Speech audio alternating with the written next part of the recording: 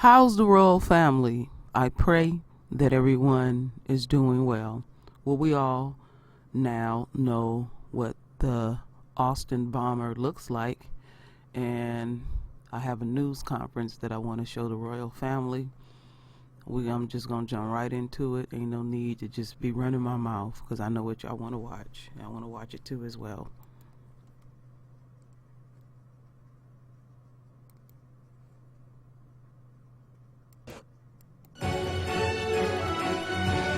Let's go live to Austin, Texas, where officials are holding a news conference on the serial bombing case. Seeing something like this was made easy and possible by the assistance we got from the federal partners.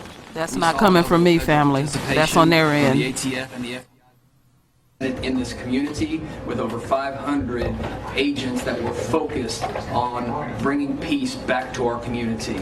But I want to focus on a couple of the additional information that we have today based on the ongoing investigation. And again, I will say this is an ongoing investigation. We have at this point located a recording that the suspect in this incident made. It is about a 25-minute recording where he talks about what he has done. I would classify this as a confession. This was on a phone that we found in his possession early this morning after we had the officer involved in shooting, after he detonated that. On this recording, the suspect describes the 6 bombs that he constructed with a level of specificity that he identified the differences among those 6 bombs. We have told you all along that they all had similarities, which they did as far as specific components, but there were also differences between them. And on this recording, he identified what those differences were.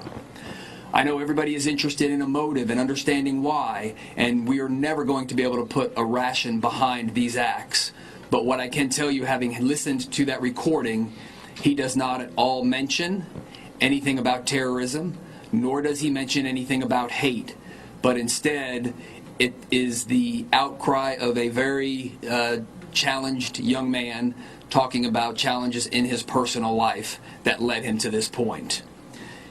Based on what we heard on the recording, he described the 6 devices, and we have recovered those 6 devices. He also described the 7th device, that being the one he had on him early this morning, that he detonated as our officers approached, causing the explosion and the ultimate officer-involved shooting that took place. We still want our community to remain vigilant, as we always should, given the day and time in which we live now. But I also want to let the community know that he described 7 explosive devices, and we have identified and are no longer in play those 7 devices. So I think it's important that we put that out and that the community be aware. We do want to remain vigilant, but we have accounted for the devices that we have known about. And with that, I'm going to turn it over to the Honorable Governor Greg Abbott for comments. Thank you. Well, Chief, thank you very much for what you just shared, but also thank you very much for what you have done and demonstrated over the past few weeks.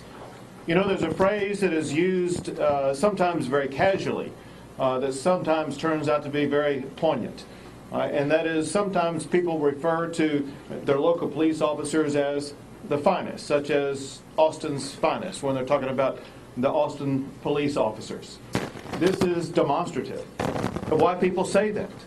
We saw in this situation Austin's finest, Austin's police officers galvanized and worked tirelessly together over the past few weeks to solve one of the most heinous crimes that's ever existed in Austin, Texas, and in the process literally saving lives. And importantly, they did so in a way that achieved maximum response by working so collaboratively with law enforcement at every single level. This entire effort benefited tremendously by the overwhelming support that was provided to us here at the local level by the federal government at multiple areas of expertise. And of course, the state of Texas, directed by Steve McCraw and the Texas Department of Public Safety, was proud to assist in the effort also. But candidly, in my time as 12 years as Attorney General and 3 years as Governor, have not seen a better job than what we've seen from this police chief and the Austin police force, ensuring that they took every step they could to locate and apprehend, if possible alive, the treacherous, evil criminal who committed these acts. And I know, speaking for the chief, as well as all the members of his force, as well as the Texas Department of Public Safety, as well as everybody involved in this, there was one motivating factor to ensure that we got up every day, if in fact we ever went to sleep any night. And that was to do everything we can to live up to the magnitude of the loss that was suffered. We can never forget the victims. They include Anthony House, Draylon Mason, Esperanza Herrera, and as I have it too, yet unidentified victims. What we don't know is how many more victims there would have been had it not been for the courageous efforts of law enforcement combined. We will take away from this the importance of being able to respond quickly, but also lessons learned to make sure that heinous, inexplicable bombing actions by a crazed madman will be able to be minimized because of the way that law enforcement has been galvanized to ensure that we will keep our community safe. So, Chief, on behalf of everybody across the entire state of Texas, I want to say thank you for a job well done, for what you and your entire team has done. And today we proudly back the blue in Austin, Texas. And I'm also proud of the man who is the lead chief executive for the city of Austin, a man who has shared the effort of responding to this challenge, maintaining peace in our community, and that is Mayor Adler, who is with us here today. Mayor, I would like to toss it to you. Governor, thank you. Our collective thoughts and prayers as a community go to the families of Mr. House and Mr. Mann, and also to Ms. Herrera, who continues today in stable but critical condition. This has been an anxious time for our community. I'll tell you that I think our community was getting a little frayed here toward the last few days. I am so proud of our police force and our police chief, Brian Manley. The work that they did was just incredible, with the weight of an entire community on their shoulders. I was incredibly impressed with the support that we had. Governor, you weighed in very early, both with manpower. You helped initiate the reward, as well as the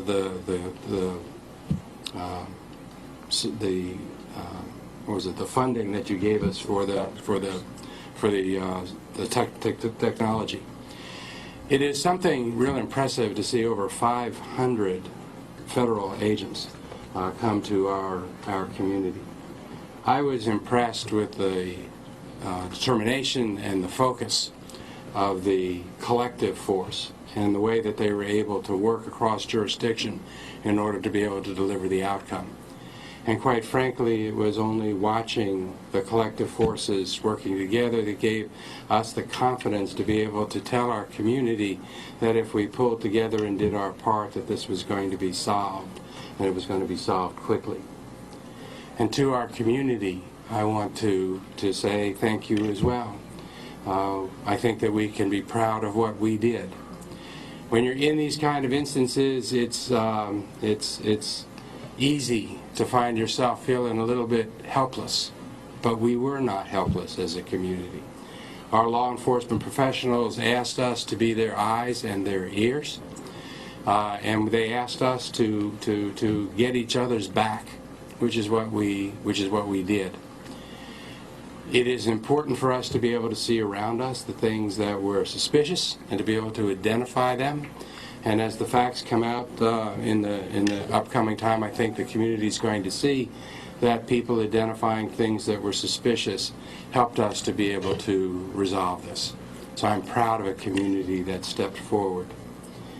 I will also tell you that I've had the opportunity to be in many neighborhoods, stressed neighborhoods, over the last couple weeks, and in town hall meetings, talking to the community about identifying things in their neighborhood that are suspicious. What I learned was that as a community, we do not know our neighbors the way that we should, or perhaps the way that we used to. I think it is real important as a community that we use this moment. The legacy of this event for us should be that we walk across the street and introduce ourselves to our neighbors, or down the street or across the hall. We should know our neighbors better than we do. And if we do that, we will be a stronger and better community, and we will have advanced from this time. Again, on behalf of an incredibly thankful and appreciative community, to everyone that is gathered here behind me, I want to convey a community's thanks.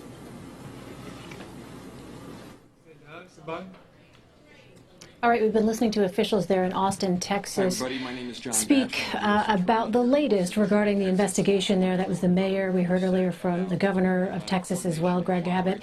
But the news conference started off with really the headline on the investigative front from Austin Police Chief Brian Manley, who said that they have located a recording the suspect made, 25 minutes long. They classify it as a confession, and it was on a phone. And in that recording, the suspect described the 6 bombs that were constructed with specificity about the differences among the bombs.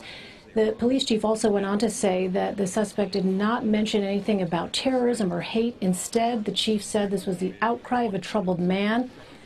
He urged caution as well, saying that although they have accounted for devices that they know about, he said the public still needs to be vigilant. We're going to continue to monitor the situation in Austin, Texas, and bring you any updates. All right, Some traits. family, let me shut this down. And let me shut this down here. This is straight ass bullshit. This is straight up domestic terrorism. And again, this country has a problem with domestic terrorism. Now, the 2 families that have to go attend a funeral for their family members, and even the other victims that are involved, if you ask them, was this domestic terrorism, what would you think they say? Oh, yes, they would. And so we have to hear the pathetic story about, well, he has some personal problems. Who give a fuck about your personal problems? We all got personal problems. Making bombs does not solve your personal problems. This is fucking pathetic. I mean pathetic, insulting, degrading, as usual. So I'm going to say it again. One of the number 1 problems in this country is white males have an issue.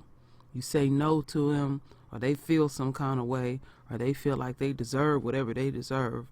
Some of them will go out and harm innocent people. So what has to happen is more white people have to get hurt in order for this country to realize we have a problem.